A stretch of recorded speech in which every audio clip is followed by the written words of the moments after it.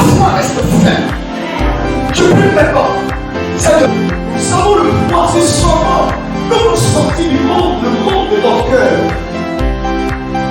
Dieu nous sort de Dieu. Dieu t'aime ce matin. Elle ne veut pas que le monde t'applaudisse. Dieu t'aime ce matin. Elle ne veut pas que la ténèbre t'applaudisse avec le chien. Non pas toi, mais la parole de la résurrection. Mais la parole de Dieu ne reste pas t'apportera. Luc 1, 8 à 17.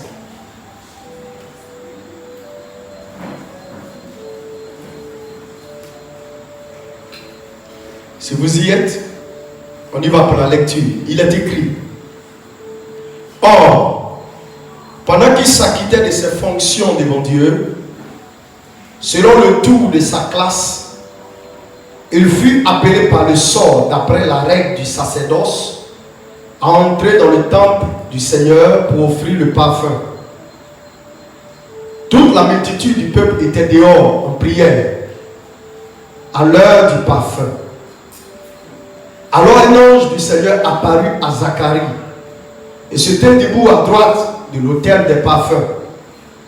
Zacharie fut troublé en le voyant et la frayeur s'empara de lui. Mais l'ange lui dit: ne crains point.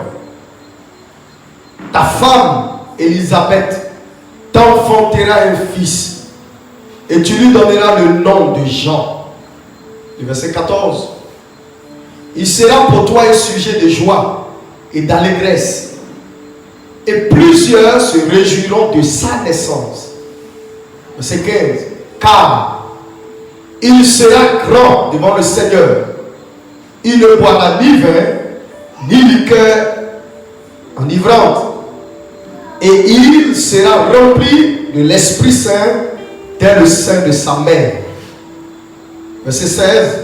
Il ramènera plusieurs des fils d'Israël au Seigneur, leur Dieu. Il marchera devant Dieu avec l'esprit et la puissance d'Élie pour ramener les cœurs des pères vers les enfants et les rebelles à la sagesse des justes, afin de préparer au Seigneur un peuple bien disposé. Dis Amen. Amen. Voici la parole du Seigneur. Et ce texte qui va nous aider durant tout ce programme-là. Amen. Nous parlons donc de notre destinée. Et comment l'atteindre.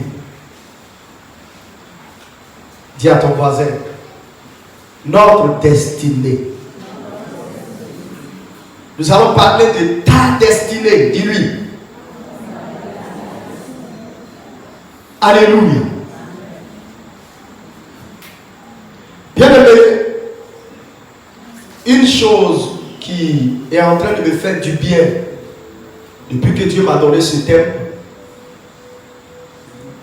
beaucoup d'enfants de Dieu, beaucoup de chrétiens, il y en a même ici, beaucoup d'enfants de Dieu ne connaissent pas leur destinée. Beaucoup ne connaissent pas. Demande à ton voisin donc: connais-tu ta destinée?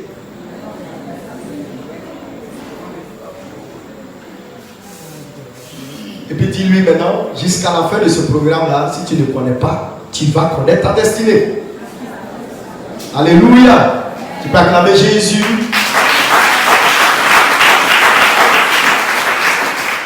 Beaucoup d'hommes ne connaissent pas leur destinée.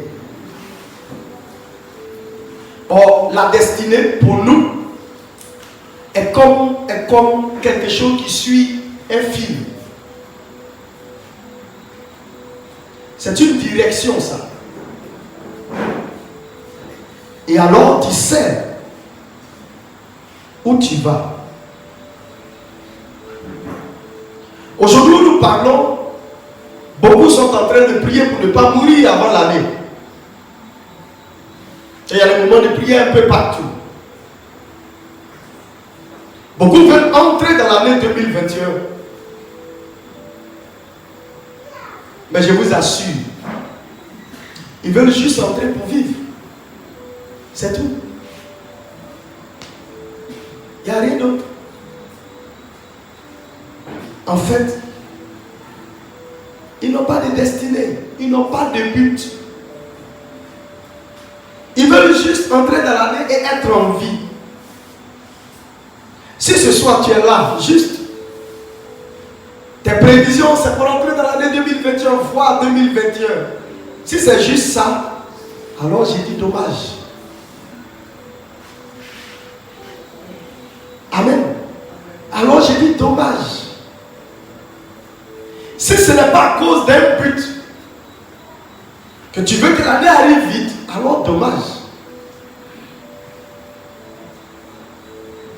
Parce que pour nous autres, ce n'est pas l'année que nous regardons. Ce n'est pas l'année qui nous intéresse. C'est le but qui nous intéresse. C'est comment atteindre rapidement le but qui nous intéresse. Ce n'est pas l'année. Les années passent. Mais c'est le but.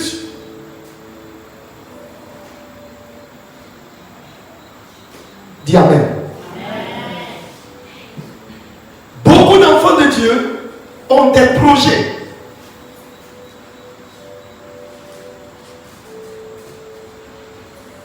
Beaucoup ont des projets. Des projets qu'ils veulent réaliser. Mais je vous dis, la plupart de ces projets ne constituent pas leur destinée. N'a rien à voir avec leur destinée. Ils n'ont pas de but, mais ils ont des projets. Est-ce que vous me comprenez? Ils ont des projets, mais ils n'ont pas de but. Ils ne connaissent pas leur destinée. C'est pour cela que le Seigneur a bien voulu que nous parlons de destinée et de notre destinée et comment atteindre notre destinée. Je vais commencer par ce témoignage que j'ai entendu. Un président dont je vais taire le nom. Un jour interrogé, il disait que depuis l'école primaire, lui, il voulait être président. Combien sont ici qui depuis l'école primaire voulaient être président? Peut-être qu'il n'y en a même pas. En tout cas, moi, je n'ai pas dit je veux être président. Je n'ai jamais dit que je voulais être président. Mais lui, depuis l'école primaire, quand on lui demande qu'est-ce que tu veux faire plus tard, il dit je veux être président. Il ne connaît pas Dieu, hein? Amen. Mais tu veux être président, pourquoi? Il a des idées à apporter à sa nation. Il veut aider sa nation. Alors, ayant ce but dans la tête, vous savez ce qu'il va faire?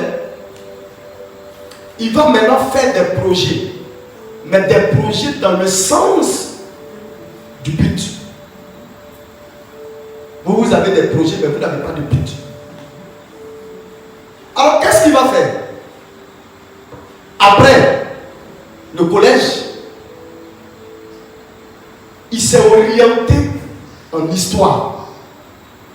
Parce que pour être président, il faut connaître un peu l'histoire des choses. Il faut maîtriser un peu cet environnement. Comment aider les gens à sortir ce qu'ils ont vécu de leur tête. Comment. Donc il allait faire de l'histoire pour devenir président. Donc il savait ce qu'il lui fallait. Et quand il a fini à l'université l'histoire, il allait faire les sciences politiques. Pourquoi? Parce qu'il voulait être président. Dis-moi, le but que toi, ou les projets que toi tu formules là, c'est pour atteindre quel but? Voilà pourquoi beaucoup échouent. Même dans leurs projets, ils commencent et puis ça ne donne rien. Parce qu'en fait, ton projet ne va pas dans le sens d'atteindre le but. Or, il y a un but pour lequel tu es né, frère.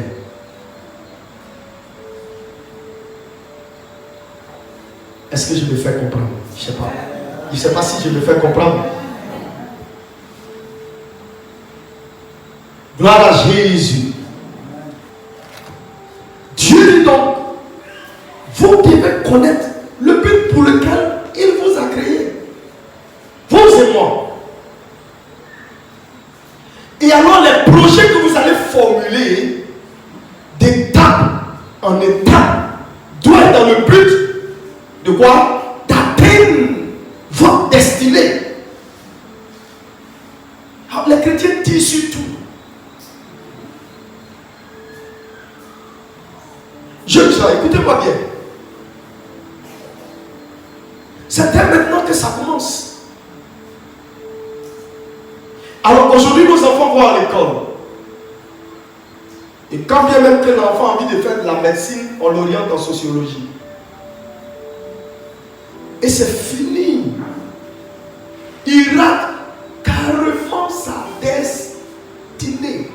Il se retrouve en train de faire quelque chose qu'il n'a pas mûri depuis.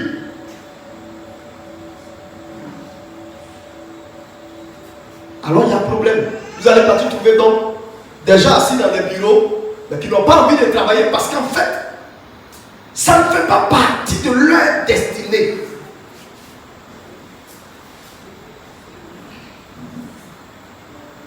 Le blanc a fabriqué la voiture pour nous servir de moyen de déplacement. Et la voiture est constituée de plusieurs pièces. Si on prenait le pneu pour le mettre sur le capot, pour que la voiture roule, la voiture va se sentir vraiment mal à l'aise. Ainsi en est-il de nos vies. Ils sont dans l'église, mais ce qui les intéresse, moi-même, s'il y a eu un concours, il n'a pas de but. Il veut juste avoir quelque chose pour avoir de l'argent. C'est dommage quand un chrétien pense comme ça. Un enfant de Dieu à qui Dieu a tout donné.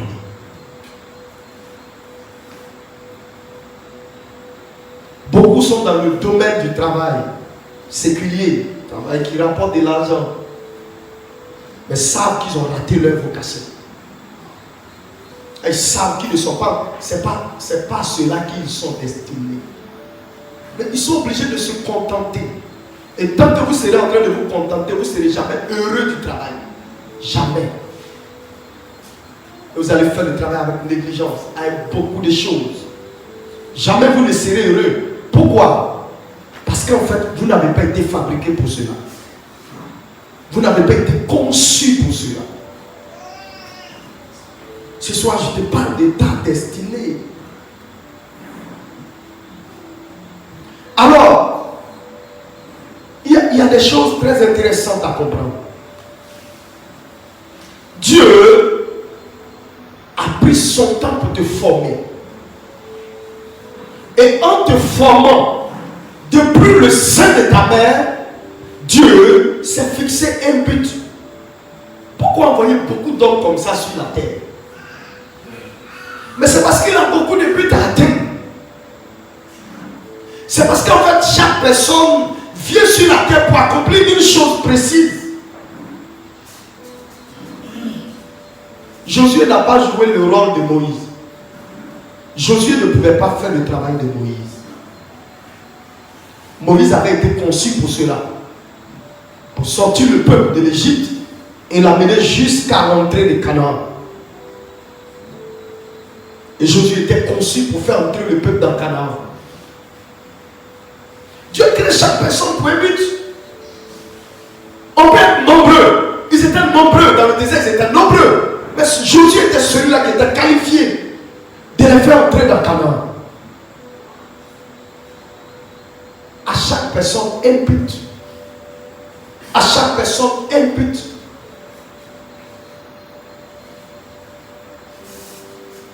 Alléluia. Quel est le but pour lequel toi, Dieu t'a conçu? Parce que si tu ne connais pas le but pour lequel tu as été conçu, tu vivras comme si et comme ça. Et comme si et on dit et comme si et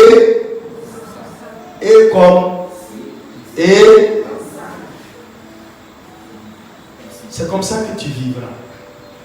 Et tu te contenteras. Si tu as eu, c'est ça. Si tu n'as pas eu, bon, c'est pas grave. Et c'est comme ça que tu vivras. Parce qu'il n'y a pas de but. Parce que tu ne sais pas la raison pour laquelle tu es sur la terre. Ce soir donc, il faudrait que tu effaces de ta mémoire que tu es né d'un papa et puis d'une mère. Efface cela de ta mémoire. Ce n'est pas ce qui est important. Ce soir, il faudrait que tu sortes de ta tête. Que tu sortes d'une famille qui s'appelle comme ça. Une famille de laquelle rien de bon ne provient. Sors cela de ta tête. Il faudrait que ce soit tu sortes de ta tête l'ethnie qui t'a vu naître.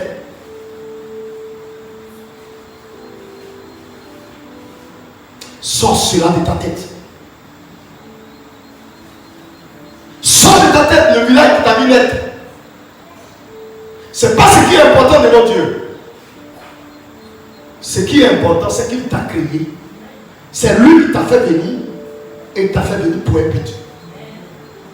Et le but que tu dois atteindre ne dépend pas de la vie de tes parents. Et ça ne dépend pas de ton village. Et ça ne dépend pas de ton ethnie. Ça dépend juste de lui, Dieu.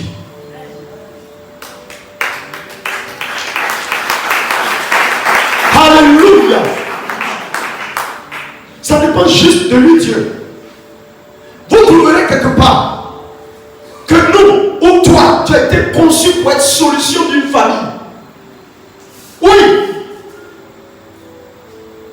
Dieu a voulu que tu viennes dans cette famille parce que Dieu a eu le besoin de la famille. Et Dieu veut que tu répondes aux besoins. Et c'est pour cela qu'il t'a fait naître.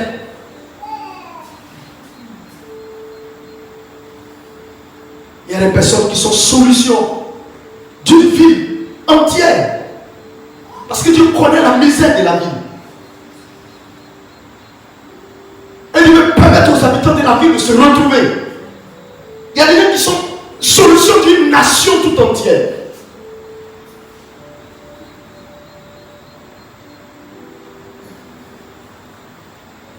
Gloire à Jésus. Toi, le but pour lequel tu as été créé, c'est quoi? Dis-moi, c'est quoi?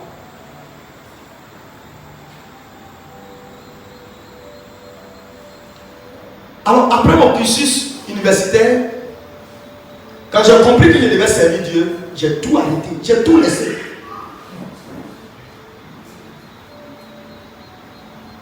Et j'ai décidé de me lancer. Parce que maintenant, je connaissais le but. Dieu voulait se servir de moi pour sauver des vies, pour transformer des vies. Alors, je me suis engagé dans ce sens. Il m'est arrivé d'enseigner au privé. Mais pendant que j'enseignais, c'était pour le but que j'enseignais. J'enseignais pour avoir de l'argent, pour m'aider à atteindre le but. Vos projets donc doivent être dans le sens de votre but.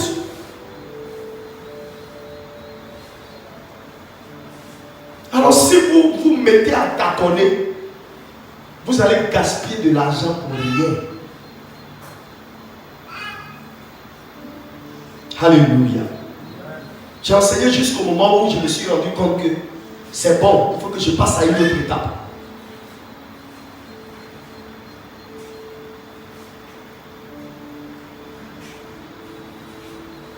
Frère, des familles t'attendent.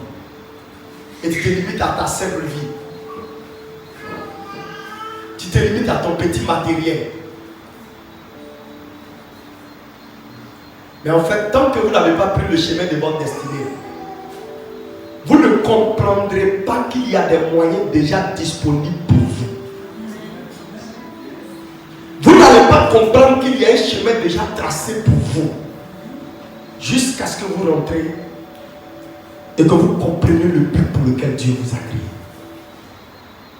Au début, pour moi, c'était une histoire de servir Dieu. Je n'avais pas compris qu'en fait, c'était pour sauver des vies et transformer des vies. Pour que des personnes puissent vivre par toi. Et que tu fasses la joie, ou tu fasses leur joie. Ou que tu deviennes des soutiens pour des personnes. Je comprends maintenant pourquoi Dieu m'a envoyé sur la terre. Alors que quand je ne connaissais pas Dieu, je voulais être ingénieur. Je voulais être ingénieur de mines. Là-bas, là, il y a beaucoup d'argent là-bas. Et c'est la formation que j'ai faite. Mais sauf que Dieu m'a arraché de là-bas. Ce soir, réfléchis, un temps soit prêt avec moi. Est-ce que tu n'es pas en train de passer à côté de ta destinée? À force de chercher, de trouver quelque chose à faire quand même pour pouvoir survivre, est-ce que tu n'es pas en train de passer à côté de ta destinée? Pour certains parmi vous, si vous vous souvenez, il y a au moins 2 ans, 3 ans en arrière, je vous ai parlé d'un sujet. Et après ce sujet, j'ai encouragé certains. Allez même pour être servante dans la maison de certaines personnes. Il y a une solution au problème de ces personnes. Et des gens ont écouté. Pas parce que Dieu t'a créé pour être servante. Mais en fait, c'est un chemin. C'est une étape vers ta destinée. C'est une étape vers ta destinée. Ce n'est pas ce que tu vas être. Mais c'est juste quelque chose qui va t'aider à atteindre le but. Qui est à l'intérieur. Et que Dieu t'a montré ou que Dieu t'a révélé. Dis-moi ce soir. Alors, il y a une différence entre ce qu'on appelle un destin et une destinée. La plupart de ceux qui ne connaissent pas Dieu parlent de destin. Mais en Christ, en Dieu, on ne parle pas de destin, on parle de destinée. Il y a quelle différence? Ces mots-là semblent avoir la même définition. Le destin, c'est le sort d'une personne ou d'une chose. Un sort qui résulte de l'action des forces invisibles et quelque chose que tu dois vivre et que tu ne peux rien faire pour changer. Alors ça veut dire que quand ça te trouve, ben c'est ça. Ça peut être bien comme ça peut être mal. Donc quand ça vient, même si c'est mauvais, tu l'acceptes parce que tu te dis que ça vient de Dieu. Quand c'est bon aussi, ça vient de Dieu. Comme nos frères d'à côté pourraient me dire, c'est Dieu qui a donné, c'est Dieu qui a repris. On ne peut rien contre. C'est comme une force supérieure qui décide de ce qui doit nous arriver. Et tu ne peux rien faire pour changer cela. C'est ça le destin. Mais la destinée est différente. Pourtant la destinée, c'est un destin particulier. Dit le dictionnaire, c'est un destin, mais particulier. Qu'est-ce qui fait sa particularité? C'est qu'en fait, la destinée, c'est ce pourquoi tu as été créé. Et en fait, tu es appelé à l'atteindre. À faire quoi? À l'atteindre. Non pas à la subir, mais à quoi? À l'atteindre. Pendant que dans le destin, là-bas, tu subis. Tu veux haut, tu veux pas haut. Mais la destinée, tu es appelé à l'atteindre. Alors, tout ce qui viendra sur ton chemin, comme mal, comme blocage, comme empêchement, pour arriver à la destinée là, tu peux faire quoi? tu peux les enlever. Et le cours des événements, tu peux les changer. C'est ça la destinée. Amen. Alors quelqu'un peut vivre une situation qu'il pense que c'est son sort. Il pense que c'est ce que Dieu a prévu pour lui. Jusqu'au jour où tu vas prendre conscience. Jusqu'au jour où les fondements vont s'ébranler. Et alors tu vas te rendre compte que ce n'est pas ce que Dieu te réservait. Et qu'en fait ça ne faisait pas partie de ta destinée. Est-ce que vous comprenez l'introduction de ce soir? Parce que je vous explique un peu ce que c'est que la destinée.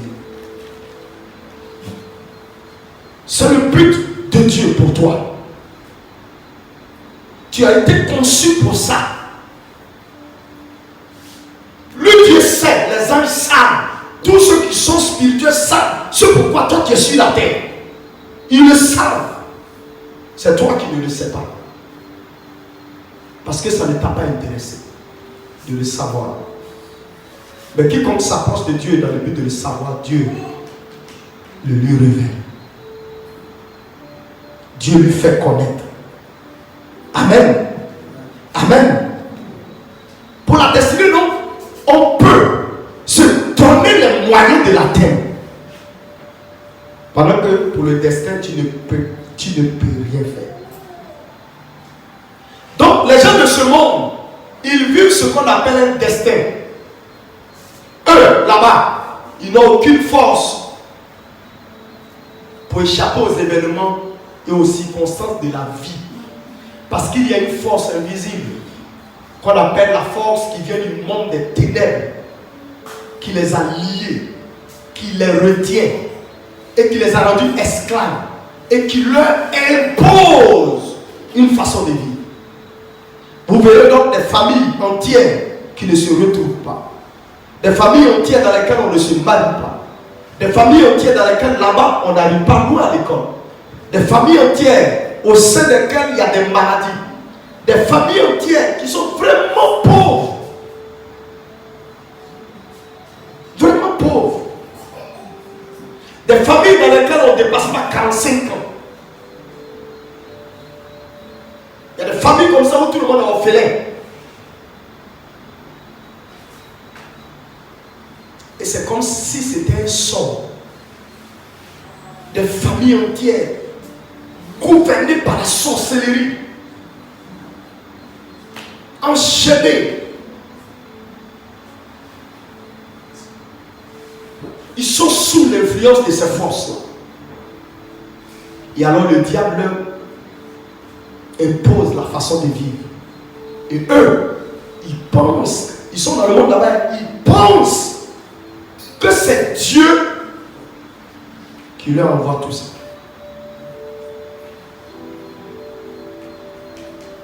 Pour eux, c'est Dieu qui permet tout ça. Alors pour eux, c'est comme quelque chose auquel ils ne peuvent pas échapper. Ils sont obligés de subir. Mais pour toi et moi, ce n'est pas pareil. Alléluia. Pour toi et moi, ce n'est pas pareil.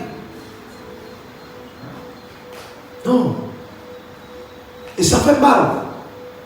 Quand on rencontre des enfants de Dieu qui sont passifs, des chrétiens passifs, des chrétiens qui ne fournissent aucun effort, des chrétiens qui acceptent des événements tels, bon, si c'est bon, c'est Dieu, si c'est pas bon, c'est Dieu. Et ils ont cette phrase-là seulement dans leur bouche. La Bible dit que, ils disent quoi là? C'est pas la Bible, ils ne citent pas la Bible, hein. Ils disent, tout ce que Dieu fait, bon, c'est écrit où?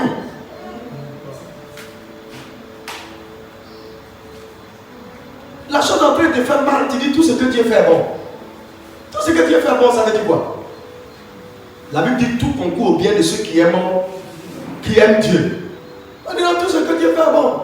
Frère, c'est pas grave. Il faut prendre ça comme ça. Et puis, on se contente. Et puis on accepte. Et puis bon, on s'adapte. Et puis on vit avec. Alors que cela ne fait pas partie de ta destinée. quoi? Alors que cela ne fait pas partie de ta destinée.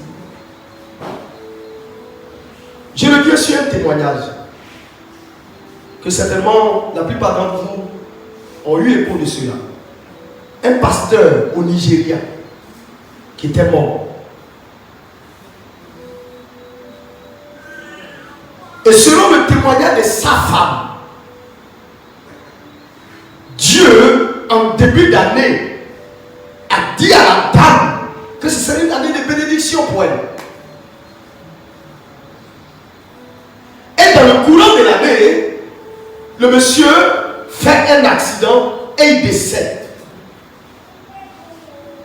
Ils ont transporté le corps à la mort. Et la dame est assise chez elle. Et la chose est en train de bouillir dans son cœur. Parce que ce n'est pas ce que Dieu lui a dit. Et alors ça ne doit pas être son partage.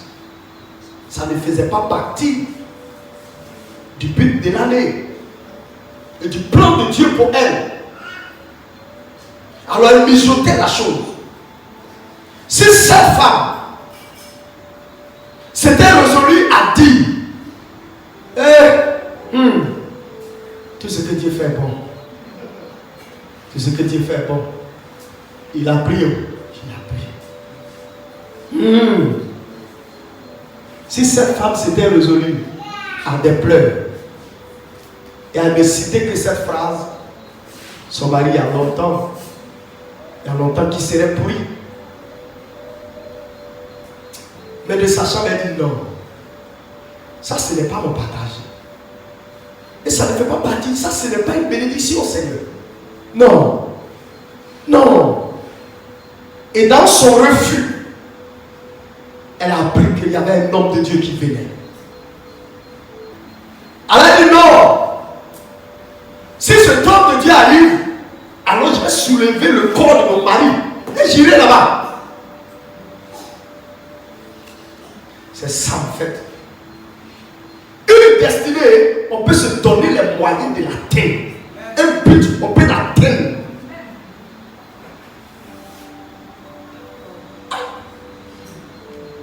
À moins que tu ne sais pas ou tu ne connais pas le but. Sinon, si tu connais le but, tu peux te donner les moyens de l'atteindre. Elle n'est pas restée passive. Elle a eu la mort. Elle a demandé un cercueil. Ils ont mis son mari là-dedans. La loué combien? Direction, lieu de la croisade. Et ceux qui étaient au service d'ordre ce jour-là, on dit, mais il y a quoi? Ce sont les vivants qui viennent ici. Elle dit, lui qui est dans le cercueil, il a une vie. C'est pour cela qu'il vient à la croisade. Et ils sont allés dire à l'homme de Dieu qui était sur l'estrade, ils ont envoyé un mort. Il dit, ah bon? Mettez-le dans une salle là-bas. Ils ont sorti le cercueil, direction la salle.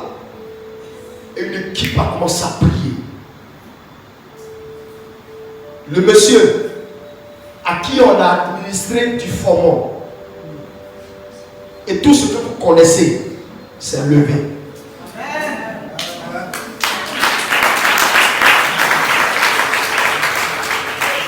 Il s'est levé. Frère, Dieu ne nous a pas créés pour qu'on subisse. Il nous a destinés à régner. Non pas à être esclave, mais à être celui-là qui commande. Demain on en parlera. Et le mari est revenu à la vie. Et il vit. Alors qu'il aurait dû être enterré il y a des années et des années. Regardez un peu. À quoi Dieu te destine, bien aimé. Cette femme, c'est quand ce miracle s'est passé qu'elle s'est rendue compte qu'elle aussi, elle a été créée pour que ce monsieur puisse vivre ce jour-là et qu'il ne soit pas enterré, mais qu'il puisse continuer le ministère. Ça faisait partie d'elle également sa destinée.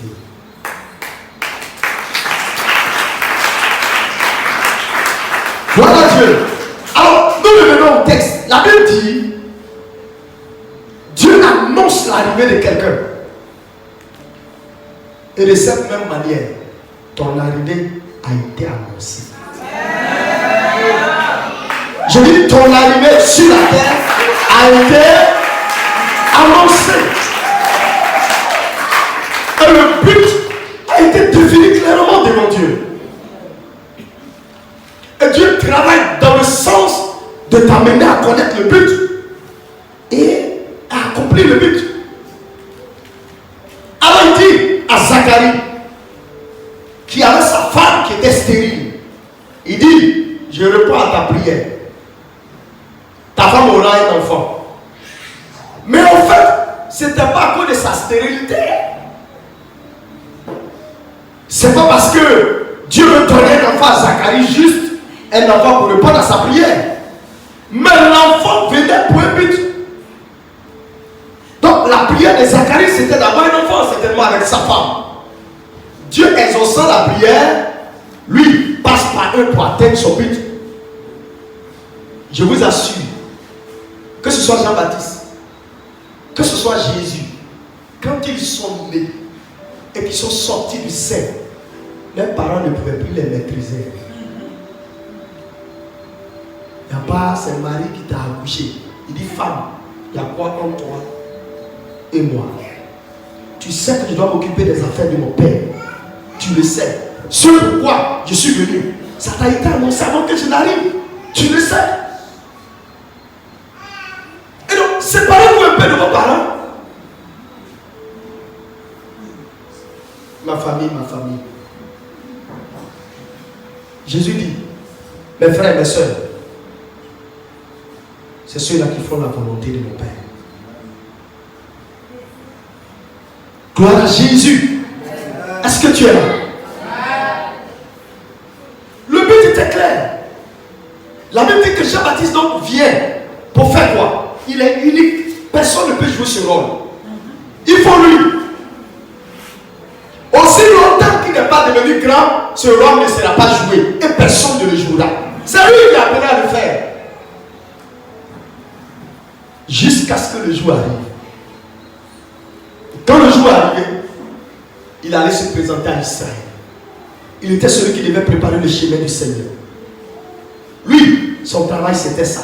Préparer le chemin du Seigneur. Pour que Jésus vienne trouver des gens qui ont un cœur déjà disposé, favorable à l'évangile. Dans le rôle de Jean-Baptiste. Et c'est pour ça qu'il est venu. Vous savez combien d'années il a passé dans le secret? Quand il s'est présenté à Israël, il était maintenant mature.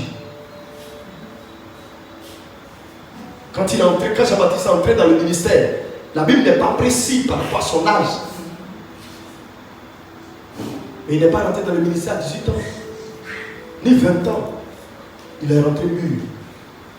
Et avant qu'il ne soit mûr, il a été formé au désert. Il a eu un style de vie. On va arriver là-bas. Frère, la destinée, c'est pas n'importe quoi. Recevoir les pensées de Dieu pour comprendre ce pourquoi tu as été créé, ce n'est pas n'importe quoi. Et vraiment atteindre le but, c'est tout ce qu'il nous reste à faire. Et alors, quand Jean-Baptiste a fini de présenter Jésus à Israël, son rôle était fini. Qu'il meure, il a atteint le but. Et alors on pouvait l'attraper. C'est ainsi qu'il fut arrêté et décapité. Ce n'est pas la mort qui est le problème. Le but est atteint. Je peux retourner au Père, quels que soient les moyens. Accident, quoi, physio, ce n'est pas ça qui est important. La néo, pas la néo, ce n'est pas ça qui m'importe. Le but est atteint. Au revoir. Alors les hommes ils veulent, les années ils veulent vivre seulement, c'est tout. Tu vas mourir. Tu vas partir. Tu ne seras pas éternel. Mais le plus important, est-ce que tu connais le but? Et est-ce que tu es en train de te donner les moyens pour atteindre question de ce soir qui commence comme ça. Connais-tu le but? Et est-ce que tu es en train de te donner les moyens pour atteindre le but? Aujourd'hui, si tu connais le but, et si tu connais un peu ta destinée,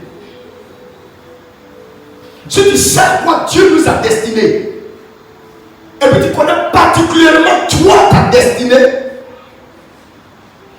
tu refuseras toute situation contraire à ta destinée.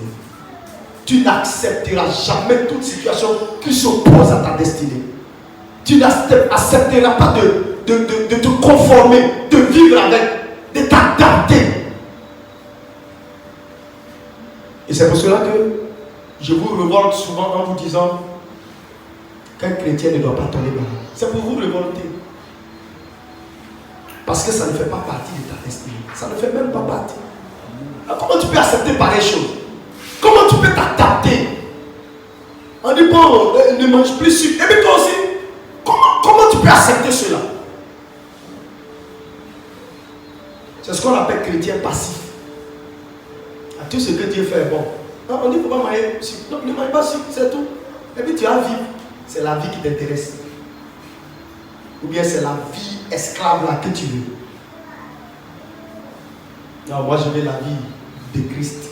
Quand Christ t'a franchi, tu deviens réellement libre. Dis la Bible. Gloire à Jésus. Donc Jean-Baptiste entendait, certainement lui ne savait pas. Mais plus tard il a su. C'est pourquoi il est venu sur la terre, il a su. Et lui-même a eu à le dire.